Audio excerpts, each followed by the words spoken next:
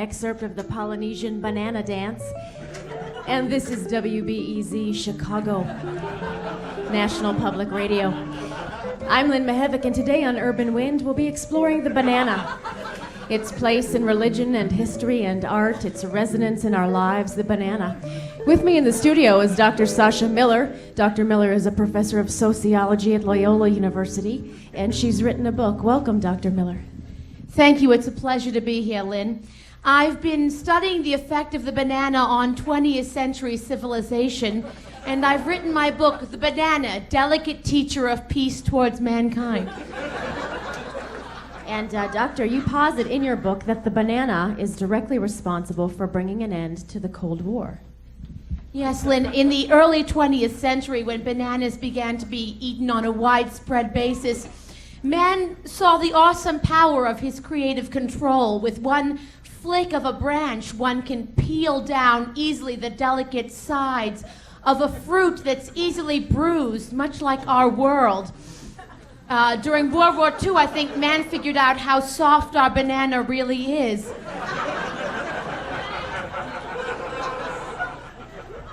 You can't take the bruises out of a banana. You can only cut them out, thereby losing part of it.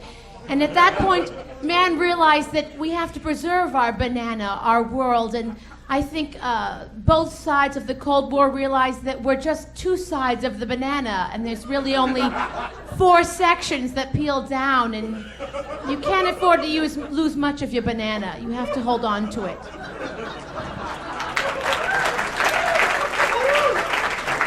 I particularly enjoyed the anecdote late in your book when you spoke of Henry Kissinger and his love of the frozen banana.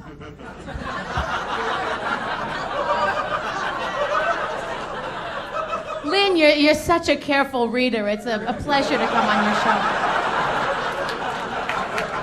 That was one line in chapter 52, and you picked up on it. I've been very good friends with Hank Kissinger. I call him Hank. Since the early 70s, when I accompanied him to China and to the Middle East, it was platonic, despite what you might hear in the press. Hank is a cool customer in negotiation, but no one more than Hank Kissinger realizes the fragility of the banana with his dealings with China and with Sadat in the Middle East. And in an effort to promote peace and to think of the world as stronger than it is, he began to freeze all his fruits. He froze his grapes. He even froze his apples. I said, Hank, they're already pretty tough. They're not going to get much more tough. But he did freeze his bananas, and I think in freezing a banana, Kissinger spoke of his desire to unify the world through frost, which in this case is through peace talks. It's fascinating. We're exploring the banana today. And I'd like to play a recording now. This recording was made in 1971 at the Earl of Old Town Inn. It's local folk heroes, Dusty Docherty and Rusty Hunchak. And it's a rare bootleg of one of their live performances.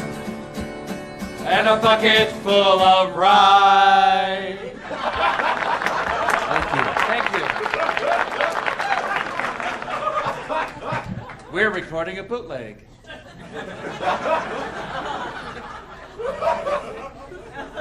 This next song is a very special song for us. It was taught to me by Dusty's father. But he never taught it to me. And then I taught it to my father, and he taught it to Dusty. And there you are. It's from our first album, Folk Around. And that's on the Laughing Jesus label. It's a little song, we hope you like it, it's about bananas, and it goes a little something like this.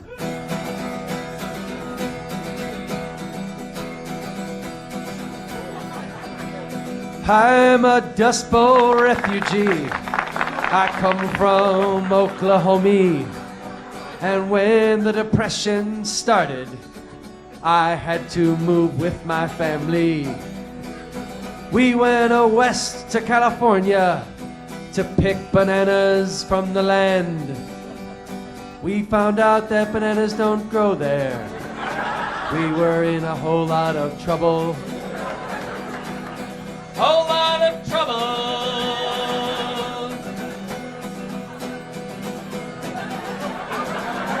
We hopped on a boat, we went to South America, and down there we found things very South America. We started picking bananas for Chiquita. My favorite hockey player is Stan Mikita. Stan Mikita!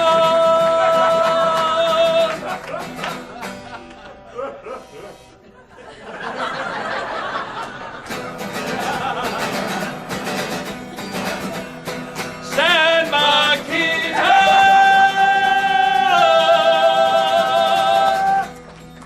Thank you. That was Rusty and Dusty with the Makita Banana Song. We're exploring the banana today, and with me in the studio is Ann Edelstein Church. Ann Edelstein Church is a professor of creative writing at the University of Chicago. She is an authoress, novelettist, diarist, jewelry maker, and frequent contributor to Urban Wind.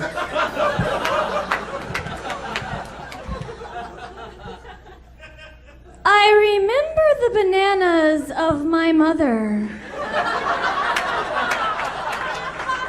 When I was just a little girl, maybe 6 or 7, I remember coming down the stairs to breakfast, and one of the constants in my childhood was a bowl of bananas placed upon the kitchen table. It was always the same number of bananas, 5. I thought this was normal to have the same number of bananas on one's table at all times. Of course, I was just a child. I remember the excitement of the week. For at the beginning of the week on Sundays, when Mother would do her grocery shopping, the bananas were always green. But as the week wore on, imagine the excitement as the bananas started to turn yellow. By the end of the week, they were soft and yellow. I'd peel them open and eat them with great fervor, for my mother didn't allow us to have Hostess cakes.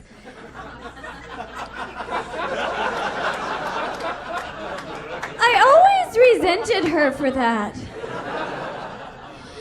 Sometimes she'd put them in my lunch bag, and I would, of course, throw them away because for some reason at school, bananas didn't taste as good as they did in the kitchen. At home with family and hearth and home and hearth and home. Now that I'm older and live in a barn house in Wisconsin, sure to always keep a bowl of 5 bananas on the table so that my children can also watch them turn yellow. Yes, I remember the bananas of my mother.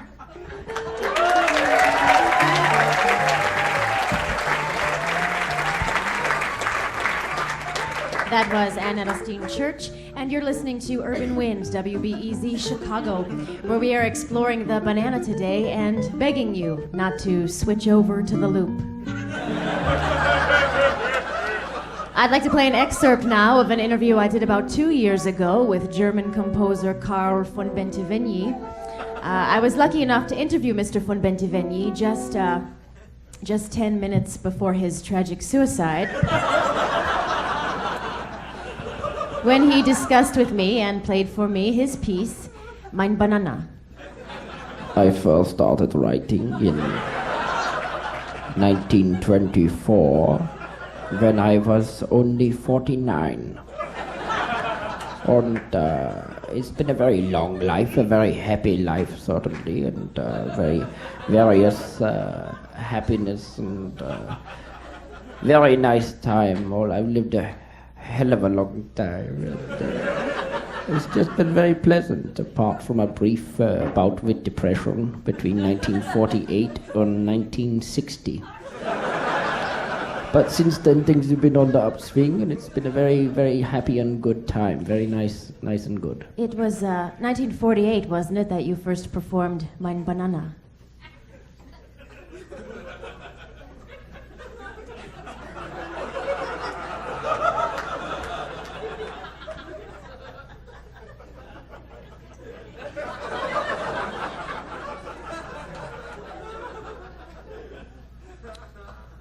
Yeah, that's when I did that. I've been traveling around this year. I've been all over Europe, and I've been to Iceland and Greenland. And funny thing about these two countries, Greenland is very icy, and Iceland Is green. Is green, yeah.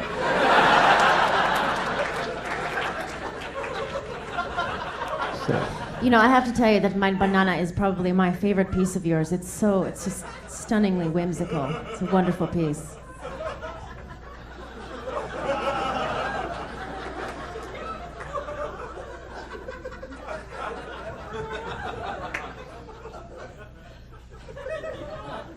Well, maybe it's a good idea not to talk about this particular piece. Oh, really? We were kind of hoping we could persuade you to play Mein Banana for us today. I'd really rather not. We've had so many listeners calling in looking forward to hearing you play Mein Banana.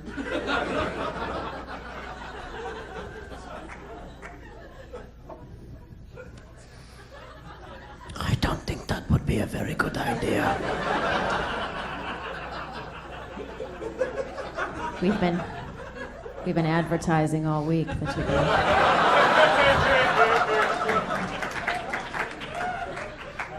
would really help our pledge drive.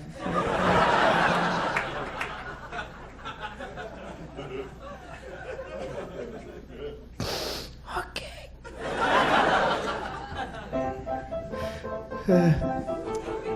I wrote this in 1948 to kind of distract me from what was going on otherwise in my life at the time, and it's a very light and very happy piece, and it's very light and airy here, as you hear as I play. And tells the old Norwegian folk tale of the young couple who one day walked into their nursery and found that their child had been replaced with a banana by the trolls in the forest. They tried their best, you know. They put a little jacket and tie on the banana and painted a little face with nail polish right on the skin. And they grew to love the banana.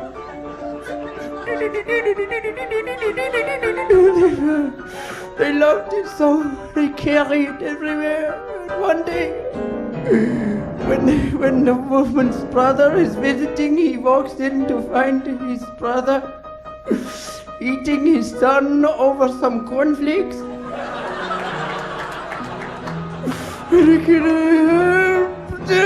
No, I can't play it, I can't play it, I can't play it.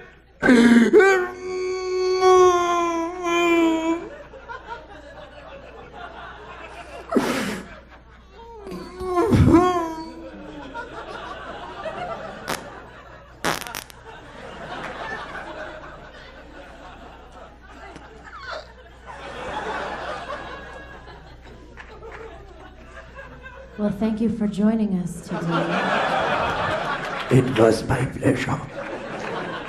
That was Karl von Bentivegni. Thank you, Banana.